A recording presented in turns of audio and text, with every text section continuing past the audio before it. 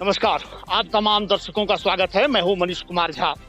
आज का समाचार दुखद है और हम अभी दुर्घटना स्थल पर मौजूद हैं। आपने कल सुना होगा, कल की आंधी त्रासदी बनकर आई थी 20 लोगों के परिवारों के लिए, क्योंकि ये वही स्थल है, ये बरबिंदिया पुल है, जहां आप देख रहे हैं इतने भीड़ एकत्रित हुए हैं, इतने लोग जमा हुए हैं। कारण शायद आपको पता हो या ना हो, मैं आपको बता दूं कि कल शाम में जब आंधी आई थी उस समय एक नाव पर सवार होकर अनुमान है कि 20 लोग पार हो रहे थे। जब वह नाव, हम चाहेंगे थोड़ा सा अलग हो जाए ताकि दर्शक हमारे देख सकें, ये नदी है जहां से आप देख रहे हैं कि नाव पार हो रही थी। सामान्यतः कहा जाता है कि जब लोग यहाँ से गुजरते हैं तो उन्हें 15 किलोमीटर की दूरी कम तय करनी पड़ती है। लोग यहाँ से नाव लेते हैं और उस पार जाते हैं, जिसे जामताड़ा जाना होता है, वो जाते हैं। सामान्यतः जामताड़ा के लोग यहाँ काम करने आते हैं, क्योंकि यह औद्योगिक क्षेत्र रहा है, इसलिए आवागमन जारी रहता है। ये पुल जो बरबिंदिया पुल के नाम से जाना जाता है, 2008 में ही पता होगा आपको कि लोग निर्माण कार्य में लगे थे और 2009 में इसके जो पाया थे बीच के, थोड़ा सा चाहेंगे हम दर्शकों को दिखा दें, बीच का पाया ये बह गया, जिससे यह अधूरा ही रह गया है और अभी तक लोगों को लगातार परेशानी हो रही है। कल जब नाव इन लोगों को सवार कर, जिस पर कुछ बाइक भी सवार था, पार कर रही थी, आंधी में वो इसका शिकार हुए और परिणाम आप जानते हैं कि 4 लोग तो तैर के ऊपर हो गए। बाकी सभी लोग के बारे में अनुमान लगाया जाता है कि वो जल समाधि ले लिए हैं और इसी के अंदर हैं। एनडीआरएफ की टीम के बारे में कहा गया कि आई है, लेकिन लोगों का ये शिकायत रहा है कि गोताखोर यहाँ नहीं पहुंचे, यानी सरकार के मंशा पर ये सवाल उठा रहे हैं। जानकारी मुख्यमंत्री तक पहुंचा है, उन्होंने भी शोक संवेदना व्यक्त की है और उन्होंने भी यह प्रयास करने का आदेश दिया है कि जल्द से जल्द उन्हें बाहर निकाला जाए, यदि संभव हो तो जान बचाया जाए। आखिर संतुष्टि का कारण क्या रहा है? एक तो सरकार की ढुलमुल रवैया जो आप देख रहे हैं, दूसरी कि जो यहाँ राहत टीम भी आई है, यहाँ के लोग उससे भी संतुष्ट नहीं है। ये सभी स्थानीय हैं, दर्शक हैं। जब इन लोगों में इतना आक्रोश है तो आप समझिए कि जिनके परिवार के लोग, एक ही परिवार के 3-3, 4-4 लोग होने की सूचना है, उनके ऊपर क्या बीत रहा होगा, वो लोग क्या सोच रहे होंगे। अभी हमारे एक सहयोगी उस पार से भी आ रहे हैं जहां आगजनी की घटना प्रारंभ हो गई है। वो सभी लोग नाव को जलाना शुरू कर दिए हैं। उन लोगों का आरोप है कि नाव वाले जब नाव लेके चलते हैं तो सेफ्टी का ध्यान नहीं रखते हैं, सेफ्टी जैकेट उनके पास नहीं होता है। यदि होता तो दुर्घटनाएं तो घट सकती हैं, लेकिन जान बचाया जा सकता था। अभी एक एक करके स्थानीय हैं, हम जानने का प्रयास करते हैं। इनसे ही आप जानिए कि हकीकत क्या रही है। जानकारी मिले कि अगर सेफ्टी जैकेट उकेट वगैरह रहते तो हम लोग का जो साथी भाई था वो बच जाता, और यहाँ लापरवाही की घटना से ये दुर्घटना।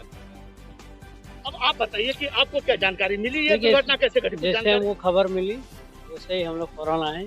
देखिए यहाँ तो बहुत सारा भीड़। कितने बजे की घटना? वही मोटा मोटी 6:30 लगभग। लास्ट नाव थी वो? हाँ लास्ट नाव। तो सुबह जब हम लोग आए तो देखो बहुत सारा भीड़ है। भीड़ होने के कारण कोई उपाय नहीं। सूचना उस समय सबसे पहले किसको दी? सबसे पहले तो शायद अशोक मंडल जी को पहले मिली, उनके बाद हमारे जो विधायक महोदय थी वो आई, उसके बाद अरूप चटर्जी जी आए। उसके बाद उन लोगों ने कुछ थोड़ा छानबीन किए, गोताखोरों को फिर फोन किया, शायद आया कि नहीं आया वो टीम हम नहीं बोल सकते, पर सुने कि अब तक एक टीम आई हुई है, उसमें एक गोताखोर। ये गोताखोर में होने जाने वाला कुछ नहीं है। कम से कम जितनी बड़ी मतलब फील्ड है, कम से कम 14-15 को होना चाहिए और सब अपने अपने काम पर एकदम मशगूल रहना चाहिए। आप स्थानीय हैं, कितने लोग लगभग प्रतिदिन पार करते हैं नाव से? मोटा मोटी दिन में कम से कम उधर से जब आते हैं तो कम से कम 100-150 आदमी आते हैं। जब इधर 100-150 जो मतलब, और रही सवाल कुछ तो थर्मल में भी काम करते हैं। हाँ, कुछ तो थर्मल में भी काम करते हैं, वो लोग भी आना जाना लगा हुआ रहते हैं। अब इनसे जब हमारी बात हुई अभी, तो इनका कहना था कि यदि मंशा सही रहती सरकार की तो अभी तक गोताखोर आ गए रहते, क्योंकि बुलेट ट्रेन का सपना हम देख रहे हैं और स्थानीय तौर पर अभी राहत टीम नहीं पहुंच पाई है। इस चीज का डिजिटल इंडिया क्या था? प्रॉब्लम यही है कि देखिए इससे पहले भी 2004 में भी एक नौका दुर्घटना हुआ, उसमें भी 6 आदमी निपाता हो गया, उठा बाद में उठाया। लेकिन इतना होने के बावजूद भी जनप्रतिनिधि हो, हमारा स्थानीय नेता हो और जितना MP MLA का हो, ये पुल का किसी को माने आज कितना दिन से विधानसभा में उठ रहा है, इसमें उठ रहा है, कभी बोले टेक्निकल खराब है, कभी बोल रहा है सरकार का स्थिति ठीक नहीं है। अब दुनिया में डिजिटल इंजीनियर हो रहा है तो इसमें 5 से 6 हजार का आना जाना है, जामताड़ा तो निरसा, हाँ इतना आना जाना आदमी है। लेकिन इसमें 20,000 आदमी का जो रोजी रोटी है थर्मो से चल रहा है। लेकिन यहाँ का नेता लोग का खाली अपना सेल्फी ले रहे हैं। गोदाखोर एक दिया है, हम लोग कुआं में जब किसी बाल्टी गिरता है तो उसमें झाबा देते हैं, झाबा जो वो डोल को छानने के लिए कम से कम दिन भर लग जाता है। इतना बड़ा समुद्र में कम से कम 20 से 25 आना चाहिए, तब जाकर खोज मिलेगा। क्या इसके लिए जो स्थानीय विधायक आए यहाँ, अपर्णा सेनगुप्ता हैं, पूर्व विधायक अभी तक डटे हुए हैं, अरूप चटर्जी, बीच में ये JMM के अशोक जी भी आए, तो इन लोगों ने क्या आश्वासन दिए? इन लोगों को आश्वासन वही दिया कि हम लोग देख रहे हैं, सरकार से बात कर रहे हैं, अभी गोदाखोर भेजेंगे, यहाँ फोन कर रहा है, वहाँ फोन कर रहा है। लेकिन इतना बड़ा घटना के बाद पूरा ना जाए, हेलीकॉप्टर से जब वहाँ से विदेश से आ रहा है आदमी 2 घंटा में, तो रांची में हो धनबाद में तो 5 मिनट में आ जाएगा यहाँ झारखंड से। रांची से आएगा तो कितना टाइम लगेगा? आधा घंटा लगेगा। जो विदेश से आ रहा है 6 घंटा में पहुंच रहा है इंडिया, तो हमारा धनबाद शहर में, रांची शहर में कितना टाइम लगेगा? इस विषय पर कुछ बातचीत हुई क्या? ना अभी तो कुछ बात नहीं हुआ है। जिसमें से अभी सब जितने भी आदमी यहाँ जो लोकल आदमी जो है, जितने भी सब लोकल है, कोई बाहर से नहीं है। आप भी कुछ देर अभी बात कर रहे थे हमसे, इनका आरोप था कि एक कहानी आपने सुनी होगी कि जब एक व्यक्ति का अंगूठी खो जाता है तो वो अंधेरा छोड़कर जहाँ उजाला है वहाँ खोज रहा होता है। अर्थात ये बताना ये चाह रहे थे कि नाव डूबी है यहाँ बीच में, थोड़ा सा चाहेंगे कि कुछ हमारे जगह दे दें। इन लोगों का कहना है कि नाव यहाँ डूबी है बीच में, जबकि जो टीम आई है वो खोज वहाँ रही है, तो आखिर उन्हें मिलेगा कहाँ से? जो स्थानीय है, जो प्रत्यक्षदर्शी रहे हैं, जिन्होंने डूबते हुए नाव को देखा है, उनका आरोप क्या है ये इन्हीं से सुनिए। जी क्या रहा है? देखिए, ये तो कल बहुत ही हम लोग का झारखंड में जो धनबाद डिस्ट्रिक्ट और जामताड़ा डिस्ट्रिक्ट के बीच में जो बारबंदिया पुल है, इससे करीब दिन में 1,500-2,000 लोग आना जाना करता है, सुस्ती से आना जाना करता है। लेकिन कल जो दुखद घटना हुआ, ये आंधी के वजह से, तूफान के वजह से, किसी की वजह से हो, लेकिन हुआ है, बहुत बड़ा दुखद घटना है। लेकिन हम लोग यही चाहेंगे, ये दुखद घटना होने के एक ही वजह हम लोग को नजर में आ रहा है कि इतना दिन से जो हम लोग का पुल बना है, वो पुल आज इतना दिन से बना फिर से क्यों नहीं? आज इसके पहले JM का सरकार के समय ये पुल बना था, तब के लेके BJP का सरकार आया, फिर से JMM का सरकार आया। अभी तक इस पुल के बारे में कोई नेता, मंत्री, MLA, MP कोई पहल ठीक से नहीं कर रहा है। सब आश्वासन दे रहा है कि पुल बनेगा बनेगा बनेगा। हम लोग आते हैं जाते हैं आते हैं, अभी तक पुल सर नहीं बना। आज अगर ये पुल बना रहता तो हमको लग रहा है कि शायद ये दुखद घटना का हम लोग का सामना करना नहीं पड़ता। लेकिन हम लोग का ये शर्म की बात है, यहाँ का मंत्री, MLA नेता को, स्थानीय नेता को, विधायक के, MP को, सरकार है जो भी सरकार में है, सबके लिए हम लोग का निंदा का विषय हो रहा है कि हम लोग को शर्म आ रहा है कि इतना बड़ा सरकार रहते इतना दिन से ये पुल क्यों नहीं बन रहा है। हमको सरकार की यही उम्मीद है कि सरकार को जल्द से जल्द ये पुल को बनाने के लिए कृपा किया जाए, ताकि हम लोग का आने का जाने के जो झारखंड में 30 किलोमीटर दूर का रास्ता तय करने जा रहे हैं, 30 किलोमीटर रास्ता घट जाए। अब इन्होंने एक अच्छे मुद्दे को छुआ है कि सरकार चाहे किसी की हो, लेकिन जनता की हाल वही है जो पहले थी।